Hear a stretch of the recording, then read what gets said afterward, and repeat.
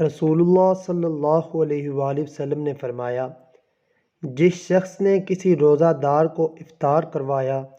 تو اس شخص کو بھی اتنا ہی ثواب ملے گا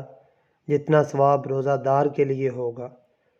اور روزہ دار کے اپنے ثواب میں سے کچھ بھی کمی نہیں کی جائے گی۔ رسول اللہ صلی اللہ علیہ وآلہ وسلم نے فرمایا، جس نے روزہ رکھ کر بھی بد زبانی